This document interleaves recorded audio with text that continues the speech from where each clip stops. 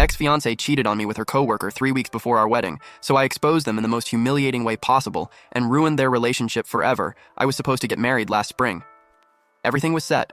The venue, the catering, the guest list, even our honeymoon. We'd been together for 4 years, and I truly believed Emma was the love of my life. Then I found the texts. They weren't even hidden. Her phone lit up one night while she was in the shower, and curiosity got the better of me. What I read made my blood turn to ice. Long messages, inside jokes, pet names, pictures. She'd been sleeping with her coworker for at least 2 months, a guy named Justin, married, with a baby. I didn't confront her right away. I took screenshots, backed up everything. I even followed her one evening when she said she had a late client dinner. Sure enough, I watched from across the street as she met him at a hotel. The betrayal was crushing, but I wasn't going to beg or cry or plead with her to stay. No. I was going to destroy them both, and I had the perfect stage, our wedding day. What she didn't know was that I hadn't canceled anything. I let her believe I hadn't found out. I smiled, kissed her, acted excited about our big day. And then, with everyone we knew gathered in one room, I exposed the entire affair in a way they'd never forget, and made sure her perfect little fantasy collapsed in front of the people she cared about most. After I discovered Emma's affair with Justin, something in me snapped, not in a rage-fueled punch-the-wall way, but in the quiet, chilling sense of clarity that only comes when your world completely collapses and you realize you still hold the power to choose how it ends. I didn't yell, I didn't confront, I didn't even cry. Instead, I sat on the edge of our bed that night, watching her sleep, and let the weight of everything crash down on me in utter silence. She looked peaceful, content, even happy, which made it worse. I remembered the first time she told me she loved me, how she cried when I proposed, how we'd talk about baby names while cooking pasta in our tiny apartment. All of it felt like a sick joke now. But instead of waking her up to scream or demand answers, I reached for my phone and began forwarding everything to my email, the texts, the photos, the timestamps. I created a backup folder labeled Final Act. The next day I smiled when she handed me a checklist for the wedding. I kissed her when she said she couldn't wait to spend the rest of her life with me. And when she told me she had to stay late at work again, I said, "Take your time." That evening, I followed her from a distance, heart thudding as I watched her walk hand in hand with Justin into a hotel lobby. I stayed across the street, in my car, engine off, windows cracked, forcing myself to breathe through the sickening mixture of betrayal and adrenaline. I wasn't going to stop them. I was going to bury them together. Over the next few days, I doubled down. I took screenshots of their LinkedIn connections, found Justin's wife through his tagged photos on social media, and created an anonymous profile to confirm she was still married to him. She was. She had just posted a picture with Justin and their baby at the park. I felt my stomach churn. The hypocrisy, the lies, the sheer audacity of it all. It gave me purpose. I started building my case like a prosecutor, organizing everything into folders, setting reminders, making notes. I even found a way to get into Emma's iCloud from our shared iPad and pulled up their message history.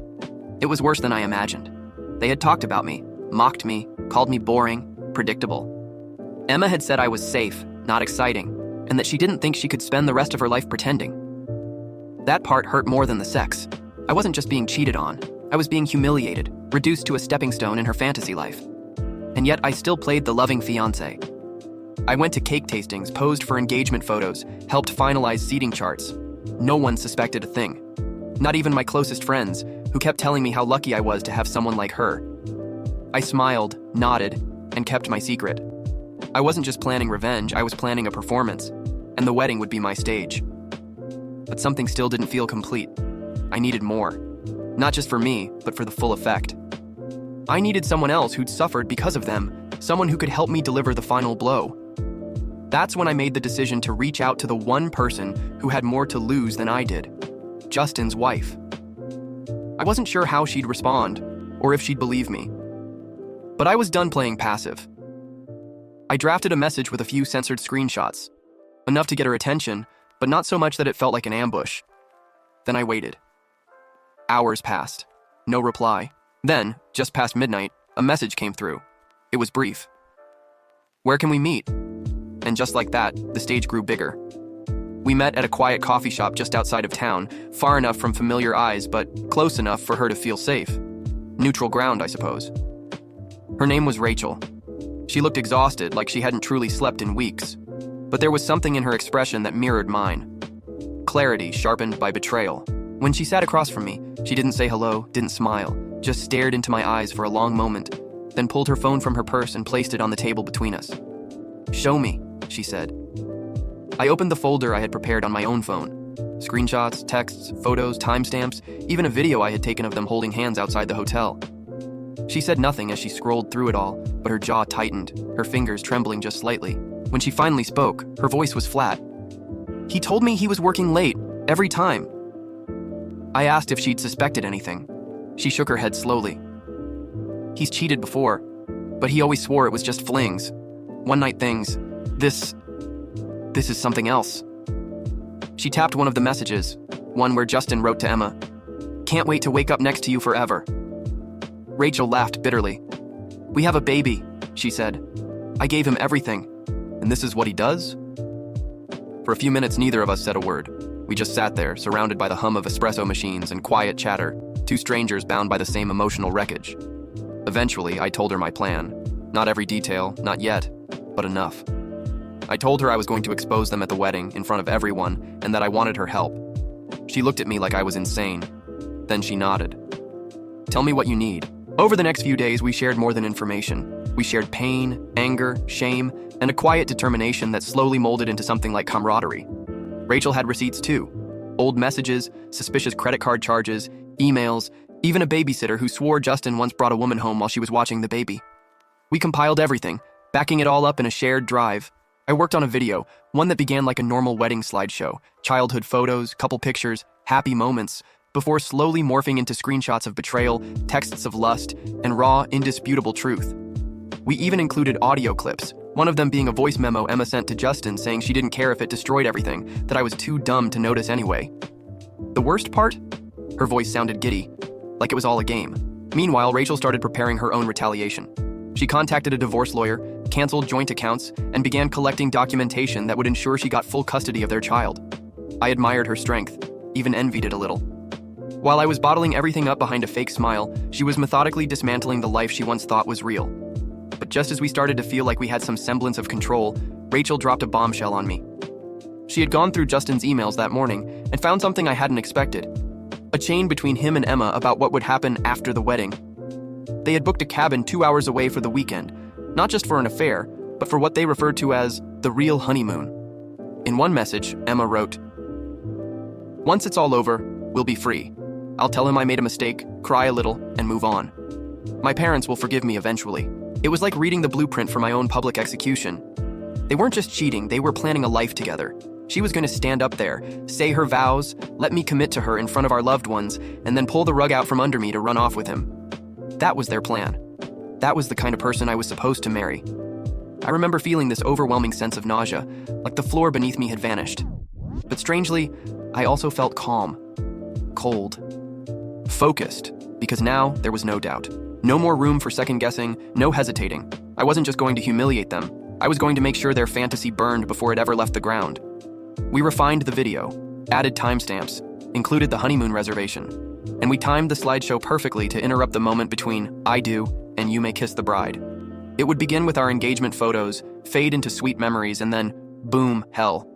By the time it ended, no one in that room would ever see them the same way again. No excuses, no escape. Rachel offered to be there, to hand Justin the divorce papers in person after the reveal. She even joked, "Think I should wear white too?" For the first time in weeks, I laughed, but deep down, I knew it wasn't over. Not yet, because I still had to make it through the rehearsal dinner, the final fittings, the last-minute family arrivals, all while pretending everything was fine. And the worst part? Emma was still texting Justin every night, still sneaking off for errands, still planning that weekend getaway like our wedding was just a speed bump. I had to keep playing the fool just a little longer. The stage was almost set. But then, the night before the wedding, I walked past the guest room Emma had been using to take private calls, and I heard her whispering, "Don't worry, babe, he still has no clue. He's so naive, it's almost cute. Tomorrow, everything changes." She laughed softly. And that's when I realized, maybe the video wasn't enough. Maybe there was more I could do. The night before my wedding was supposed to be filled with butterflies and excitement, shared drinks with groomsmen, last-minute toasts, and maybe a few sentimental tears. But mine was different, because while everyone else was celebrating a future I knew didn't exist, I was perfecting the blueprint of a takedown that would make even a soap opera writer blush. The rehearsal dinner went as expected, with Emma clinging to me like a proud fiancé, her parents beaming with pride, and mutual friends cracking jokes about how they never thought I'd be the first in our group to lock it down. I smiled, nodded, gave speeches, and laughed at all the right times while resisting the violent urge to throw my glass across the room every time Emma leaned in to whisper something sweet into my ear, knowing those same lips had been pressed against Justin's only days earlier. The entire evening was a masterclass in pretending, but I wasn't the only actor on stage.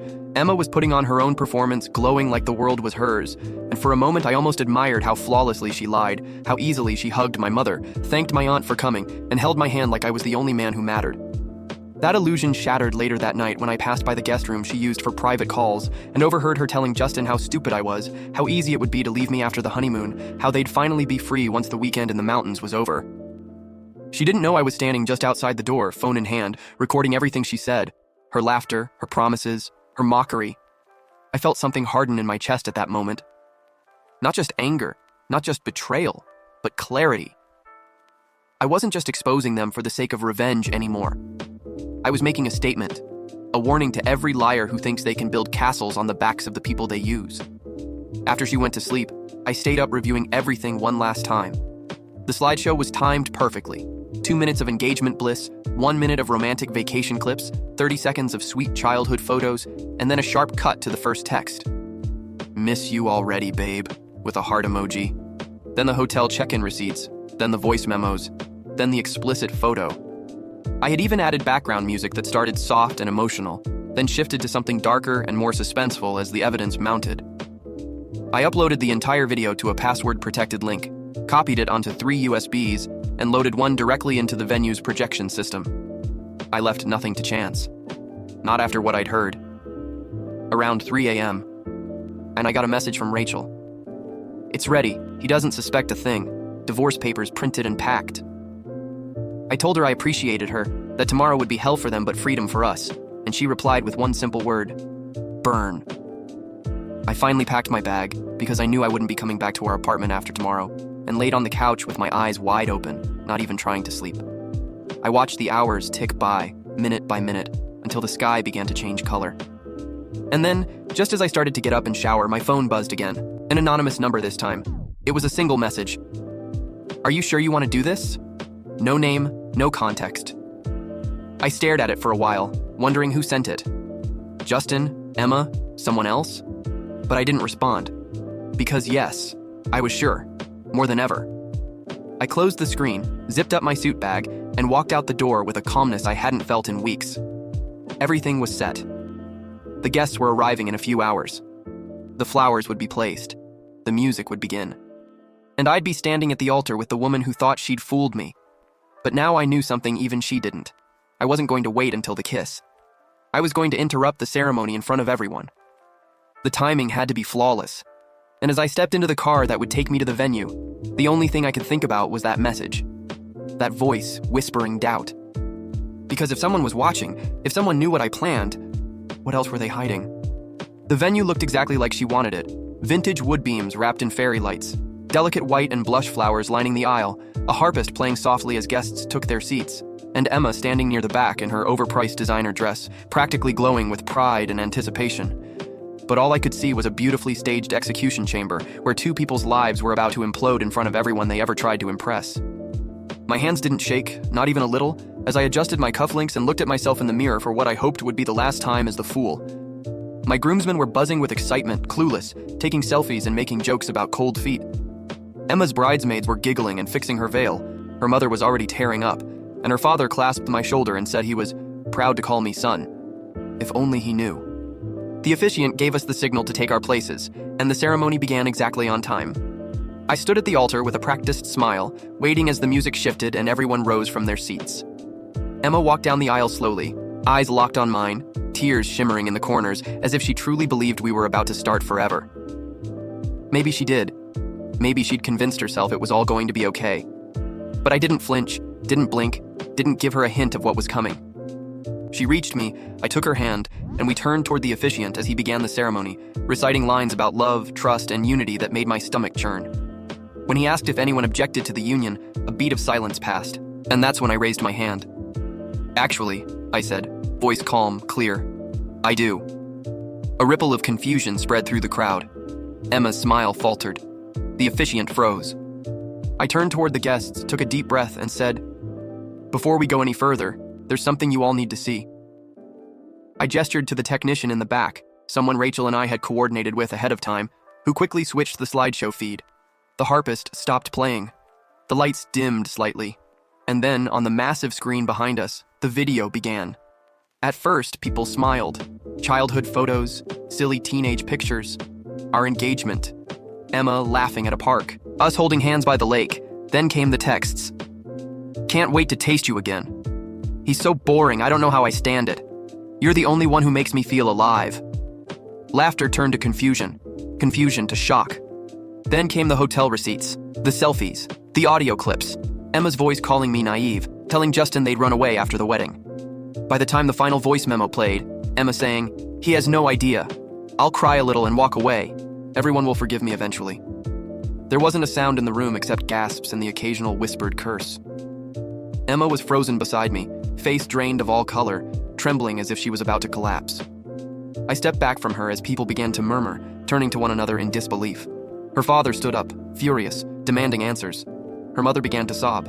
And just as the video ended and the lights slowly came back up, Rachel stepped into the aisle, dressed immaculately, holding a folder in her hand. She marched right up to Justin, who had been sitting near the middle, stunned, pale, sweat collecting at his temples, and she slapped the divorce papers into his lap. "You're free," she said, loud enough for the front row to hear. "Now go enjoy your little honeymoon, alone." The room erupted into chaos. Emma tried to speak, but her voice cracked into sobs as she ran down the aisle, nearly tripping over her dress. Her bridesmaids followed her in a panic. Justin tried to chase Rachel, but she turned on her heel and walked out with her head held high, to the sound of whispers, gasps, and cell phones already being pulled out by guests to text what they'd just witnessed. I stood at the altar alone for a moment longer, letting it all soak in, then calmly turned to the officiant and said, "Looks like there won't be a wedding today." Some people laughed in disbelief. Others just stared. I stepped down, thanked a few people for coming, and walked straight out the side door into the parking lot, where Rachel was already waiting by her car. "That was brutal," she said with a smirk, shaking her head. "Exactly what they deserved," I replied. "They'll never recover from that."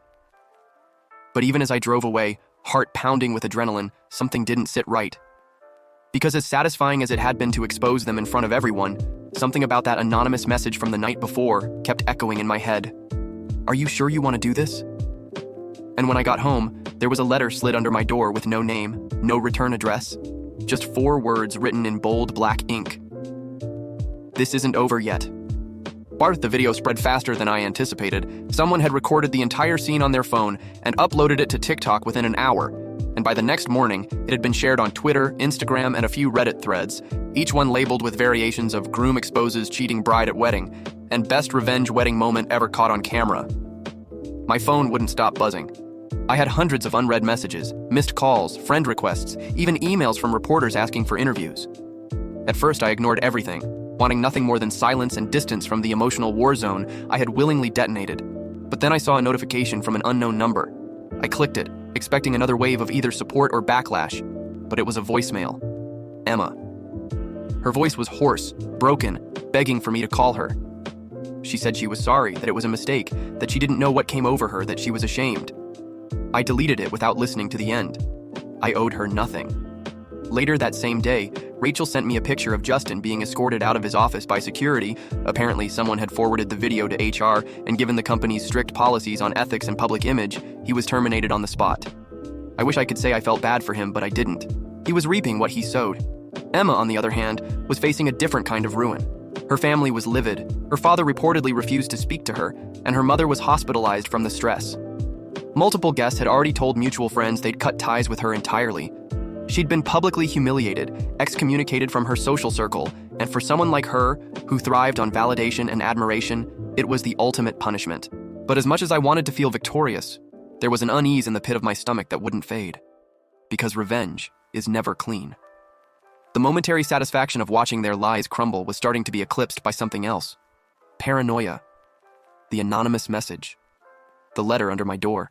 The strange sense that someone was watching me. I hadn't told anyone where I was staying, and yet when I went to the cafe down the street the next morning, the barista handed me my usual order and said, "Oh, the woman who came in earlier said you'd be by." I froze. "What woman?" I asked. The barista shrugged. Tall, redhead, pretty. Said her name was Hazel or Harper, something like that. I didn't know anyone by that name, not even close. That night, I noticed a black sedan parked across the street from my building. I watched it for an hour. It didn't move. The next morning, it was gone. A few hours later, Rachel called me in a panic. Someone had spray-painted homewrecker across her garage door. She lived in a gated community. No one was supposed to be able to get in without clearance. I told her to stay alert, install cameras. She asked if I'd received anything strange. I didn't want to scare her, so I only told her about the message. I didn't mention the letter or the car. But something was shifting, and I could feel it. The public had chosen their side. Most supported me, but there were plenty who sympathized with Emma, who believed exposing her like that was cruel and psychologically damaging. A few trolls had found my social media accounts and started messaging things like, "Hope you feel like a big man now," and "You ruined her life, congrats." I blocked them all, but the damage was done. This wasn't just a personal war anymore. It was public, viral, and beyond my control. That's when I received the second envelope. Same handwriting, same bold black ink. This time, the message read, "You think it ends here?" Inside was a photo of me and Emma at a park, taken months ago, except someone had scratched my face out with red marker. My hands trembled. I didn't know if it was a threat, a warning, or some twisted joke, but it was enough to make me triple-check my locks, reset my passwords, and start looking over my shoulder every time I left the house. I reported it to the police, but they said without a direct threat or evidence of who sent it, there wasn't much they could do. I was alone in this storm, and I didn't know which direction it was coming from. And then, just when I thought it couldn't escalate any further, I got a call from my job's HR department. Someone had sent them an anonymous tip accusing me of emotional harassment, public defamation, and abuse of digital materials for revenge purposes. They didn't take immediate action, but they did open a formal inquiry, and now I had to sit through awkward meetings, explain personal matters to strangers, and pretend I wasn't being hunted by some invisible, vengeful force. I was unraveling, slowly, quietly. Emma wasn't done, or someone working on her behalf wasn't. Either way, the game had shifted. She was trying to make me the villain, and I had a sick feeling in my gut that the final move was already in play, and I just hadn't seen it yet. By the end of that week, I was sleeping with a bat next to the bed and a security camera app constantly open on my phone, my nerves so frayed I could barely function at work, knowing full well Emma, or someone loyal to her, was still out there, still playing a game I hadn't figured out the rules to yet. And with each passing day, I felt like the strings were tightening around my throat, subtle and unseen, but definitely there. It was a psychological war now, and she was going for my sanity. The HR investigation dragged on, and while they couldn't find any solid evidence to punish me, the mere existence of it stained my reputation. I started receiving weird DMs from fake accounts, all with the same tone, gaslighting, blaming, sometimes threatening. Some messages implied they knew where I lived, others referenced places I'd recently visited. It was like someone was watching my every move, and for all the planning I'd done to destroy Emma and Justin, I had underestimated one key thing, Emma's ego. I thought she would crawl into a hole and disappear. Instead, she had gone full scorched earth, and she had nothing left to lose. When Rachel texted me a screenshot of a Facebook post Emma made, an emotionally manipulative essay claiming I had staged the whole affair, that I was an abusive, controlling partner who made up the cheating to humiliate her out of spite, I realized she wasn't just trying to ruin me, she was trying to rewrite history. And people were believing it. The comments were full of strangers comforting her, calling me a narcissist, accusing me of being toxic, and suggesting she press charges. My stomach turned. That's when I decided I needed to end this, not emotionally, not symbolically. I needed to bury her narrative for good. So I made a decision I had avoided until then. I went public. I uploaded the original video in full to Reddit under a throwaway account, along with a massive post detailing everything. Dates, timelines, screenshots, the recordings, even the anonymous letters I'd received. I blurred out identities of everyone except Emma and Justin, explained the HR drama, and included evidence that corroborated every word I wrote. The post exploded. It hit the front page of multiple subreddits within hours. People started piecing together the TikTok video with the story, and the narrative flipped instantly. Sympathy for Emma vanished. Commenters dissected her manipulative tactics, praised the precision of the revenge, and even offered to help report the harassment I was still facing. Best of all, a few users claimed to know Emma personally, and they added even more dirt. Apparently, she had a reputation back in college for sleeping with professors for grades, and Justin wasn't her first married conquest. As the truth spread, her Facebook was flooded with backlash, her supporters went radio silent, and eventually, her account disappeared entirely. But I wasn't done. I forwarded the Reddit thread and the full evidence to HR at my job, attaching a final message. This is the full context of what happened. If you're still unsure who the victim is, I'm happy to find a better place to work. They closed the case within 24 hours and apologized for the inconvenience. A few days later, Rachel messaged me a photo of Emma sitting alone on a park bench, staring into the distance, looking completely hollow. She'd been fired from her job after someone at her firm found the video and circulated it. Her family had officially disowned her. Her landlord was pressing charges for property damage after she trashed her apartment in a rage. And Justin? He had tried to patch things up with Rachel, crying and begging for forgiveness, but she shut the door in his face. He ended up moving back in with his parents, unemployed, disgraced, and cut off from his child. As for me, I finally started to breathe again. The weight on my chest lifted. The nightmares stopped. I moved to a new place, deleted every trace of my old life, and started over quietly. But I kept the USB with the video, not for revenge, not for nostalgia, but as a reminder that no matter how deeply someone can betray you, no matter how perfectly they wear their mask, the truth always finds its way out. And sometimes, when the moment is right, all it takes is one well-timed reveal to collapse an empire of lies. The final move had been played, and I had won.